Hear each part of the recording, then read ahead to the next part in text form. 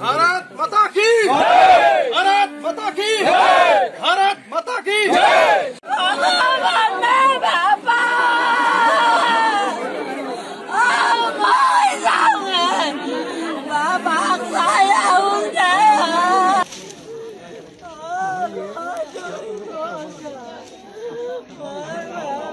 কিনাকে বস্তু বৰ্তমান গম পালে সিহঁতৰ মানুহে গম পায় অফিচত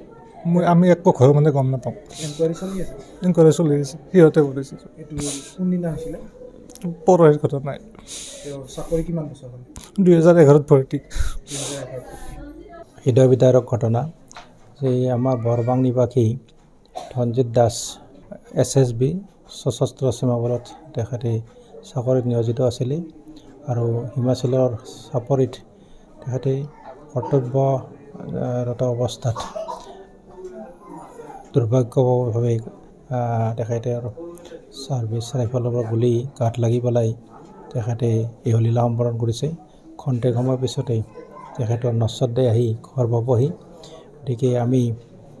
ধনজিৎ দাসৰ আত্মাচিৰ অন্ত্য কামনা কৰিছোঁ শোকসপ্ত পৰিয়ালবৰ্গক সমবেদনা জনোৱাৰ কাৰণে আহি ইয়াত উপস্থিত হৈছোঁ ইতিমধ্যে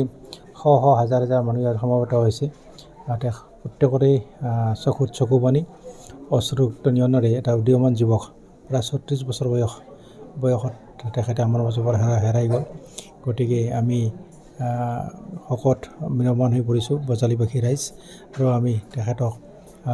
শেষ শ্ৰদ্ধাজনৰ কাৰণে ইয়াত সমবেত হৈছোঁ খন্তেক সময়ৰ পিছতেই তেখেতক সামৰিক মৰ্যাদাৰে তেখেতক কৃত্য সম্পন্ন কৰিব গতিকে আমি প্ৰত্যেকেই আমি দুখত মিৰমান হৈছোঁ আৰু এজন একেবাৰে শান্ত প্ৰকৃতিৰ স্বভাৱৰ ল'ৰা আছিলে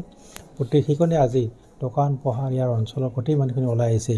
যে ইমান ধুনীয়া ইমান মৰমীয়া ল'ৰাটো আমাৰ মাজৰ পৰা নোহোৱা হ'ল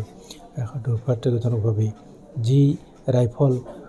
মানে শত্ৰুপক্ষৰ কাৰণে এই হ'ব লাগে কিন্তু নিজৰ দুৰ্ভাগ্যজনকভাৱে নিজৰ গাতে লাগিল তেখেতে প্ৰাণ আহুতি দিলে আমি